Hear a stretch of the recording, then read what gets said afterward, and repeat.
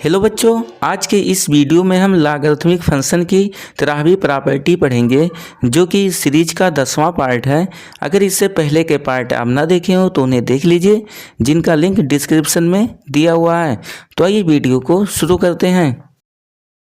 Logarithm के इस rule में हम अध्ययन करेंगे कि यदि कोई वास्तविक संख्या किसी धनात्मक वास्तविक संख्या के पावर के रूप में लिखी गई है तो उसके प्रसार में अंकों की संख्या कितनी होगी। अगर हम इसके फार्मूले की बात करें तो ये होता है greatest integer n into base 10 log of a, उसके बाद +1। आप में से काफ़ी लोग होंगे जो ग्रेटेस्ट इंटीजर के बारे में जानते हैं, लेकिन अगर आप नहीं जानते हैं तो परेशान होने की ज़रूरत नहीं है। अभी क्वेश्चन सॉल्व करते समय हम इसके बारे में बता देंगे। अगर हम इस रूल के पहले क्वेश्चन की बात करें तो ये है हमारा लिखा हुआ है बेस 2 पर पावर 30 लिखा हुआ है और बोला है कि में अंकों की संख्या ज्ञात कीजिए, यानी कि इसके प्रसार में हमें अंकों की संख्या बतानी है। यहाँ पर हमारे क्वेश्चन में log 2 का वैल्यू बेस 10 पर log 2 का वैल्यू दिया है जो कि होता है 0.3010।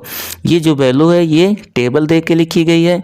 टेबल कैसे देखा जाता है log का, आपको हम अगले किसी वीडियो में ज़रूर बताएंगे। अब इस क्वेश्चन को हम सॉल्व करके देख लेते हैं।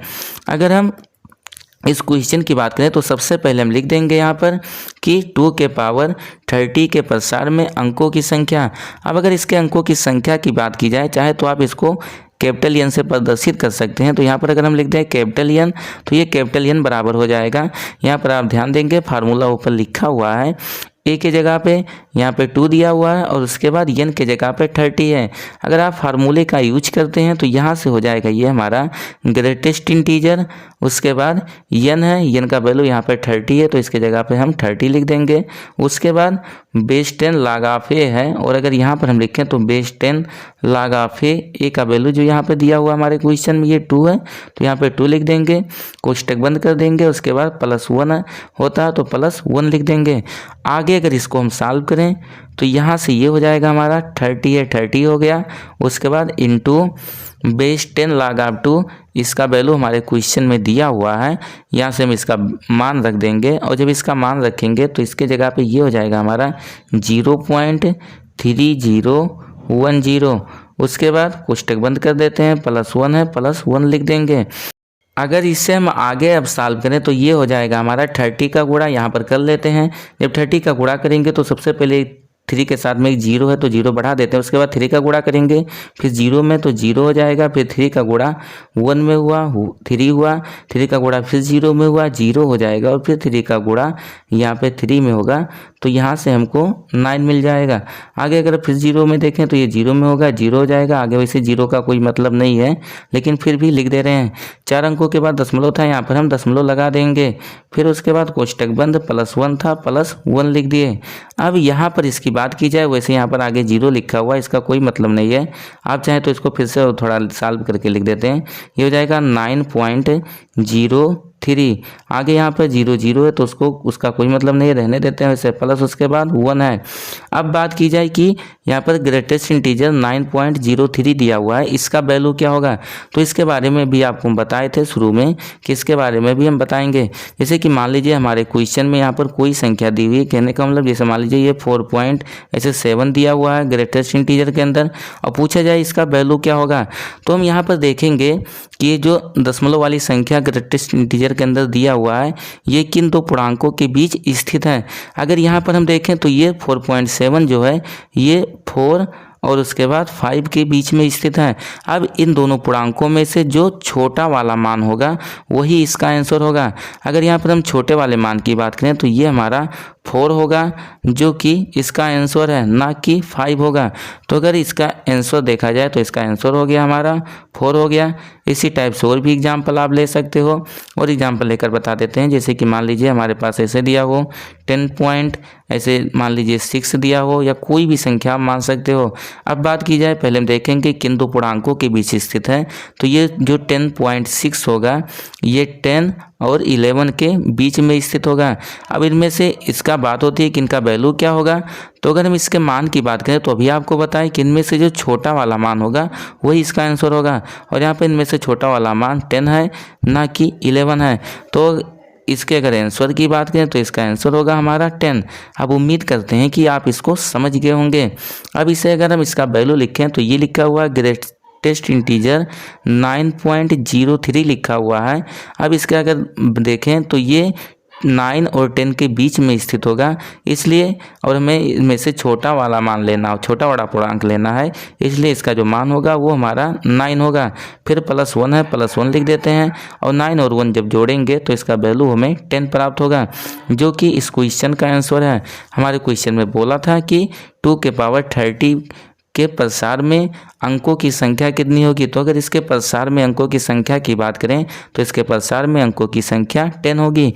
अब हम अगला क्वेश्चन देख लेते हैं।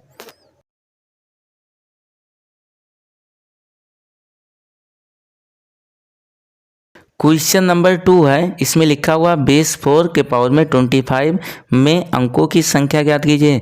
इसके प्रसार में हमें अंकों की संख्या बतानी है, जहां हमारे क्वेश्चन में दिया हुआ बेस 10 log ऑफ 2 का वैल्यू 0.3010। एक बात आप ध्यान रखेंगे, कोई ज़रूरी नहीं है कि क्वेश्चन सॉल्व करते समय हमेशा हमको log 2 ही मिले, इसके अलावा और भी कोई लॉगरिथमिक पद मिल सकता है, लेकिन जो भी लॉगरिथमिक पद मिलेगा उसका मान हमारे क्वेश्चन में दिया होगा, तो इसके लिए आपको परेशान होने की ज़रूरत नहीं है। अब अगर इसको हम सॉल्व करें तो सबसे पहले यहाँ पर हम लिख देंगे कि बेस 4 पर पावर 25 के प्रसार में अंकों की संख्या। अब चाहो तो आपको यहाँ आप इसे कैपिटल एन से प्रदर्शित कर सकते हो अंकों की संख्या को, और इसका जो वैल्यू होगा फार्मूला हम पढ़े ही हैं, ऊपर लिखा भी है हमारे यहाँ पर क्वेश्चन के ऊपर। तो यहाँ पर लिख देंगे सबसे पहले ग्रेटेस्ट इंटीजर के अंदर n into base 10 log of a होता है जब a के पावर n के रूप में हो। a की भी बात करें तो a की जगह पर 4 लिखा हुआ और n की जगह पर 25 है।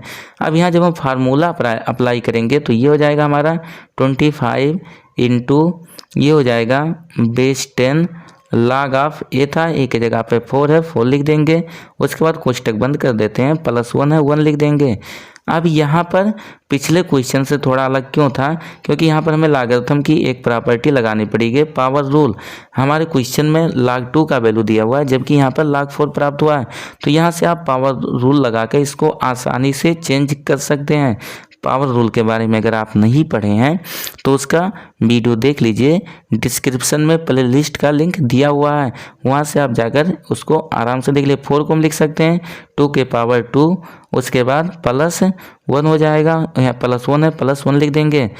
अब इसको जब हम आगे सॉल्व करेंगे तो ये हो जाएगा हमारा, पहले यहाँ पर हम पावर रूल अप्लाई करेंगे। पावर रूल आप जानते ही हैं, 2 जो है ये आगे जाएगा तो 25 में इसका मल्टीप्लाई होगा, यहाँ से हमको मिल जाएगा 50 इंटू ये बचेगा हमारा बेस 10 log ऑफ 2 बचेगा, इसको लिख देते हैं। उसके बाद +1 है, +1 लिख देंगे। अब यहाँ से आसानी से आप इसका वैल्यू रख सकते हो। ग्रेटेस्ट इंटीजर ये 50 है, 50 हो गया। बेस 10 log ऑफ 2 का वैल्यू हमारे क्वेश्चन में दिया हुआ है, ये हो गया हमारा 0.3010। उसके बाद कोष्टक बंद कर देते हैं, +1 है, 1 लिख देंगे। आगे जब हम 50 का मल्टीप्लाई करेंगे इसमें तो यहाँ से हमको प्राप्त हो जाएगा ये 50 का मल्टीप्लाई 0 है, 0 लिख देते हैं। उसके बाद 5 का मल्टीप्लाई यहाँ पर 0 में हुआ है, 0 हो गया, फिर 1 में होगा 5 होगा, फिर 0 में होगा 5 का मल्टीप्लाई 5 होगा, और 0 होगा, और फिर 5 का यहाँ पर 3 में होगा, तो यहाँ से हमको मिल जाएगा यहाँ पर 15 मिल जाएगा। उसके बाद अगर हम देखें तो 4 अंकों के बाद दशमलव था, यहाँ पर 4 अंकों के बाद लगा देंगे। उसके बाद कोष्टक बंद कर देते हैं, +1 है, 1 लिख देते हैं। आगे अगर इसको थोड़ा और हम सॉल्व करें, यहाँ पर जो हमारा दशमलव वाली संख्या है ग्रेटेस्ट इंटीजर के अंदर, इसको थोड़ा और सॉल्व कर लेते हैं, फिर इसका वैल्यू रख देंगे। अगर इसे हम आगे सॉल्व करें तो ये लिखा हुआ हमारा ग्रेटेस्ट इंटीजर हो जाएगा ये 15, और उसके बाद 0.05, आगे भी 0, लेकिन उस 0 का कोई मतलब नहीं है। उसके बाद +1 है, 1 लिख देते हैं।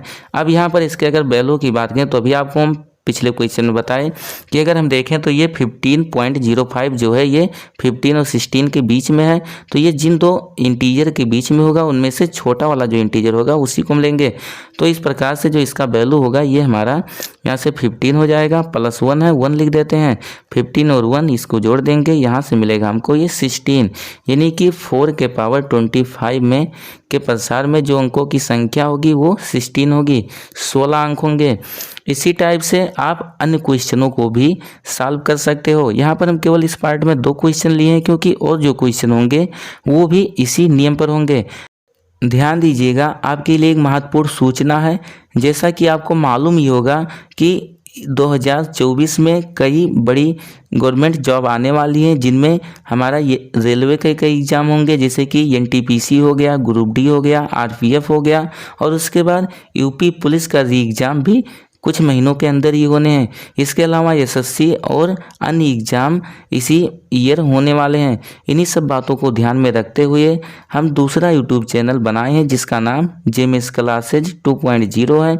उस चैनल पर आपको प्रत्येक विषय से संबंधित जो वीडियो होंगे उसको शॉर्ट ट्रिक और एनिमेशन के द्वारा बताया जाएगा।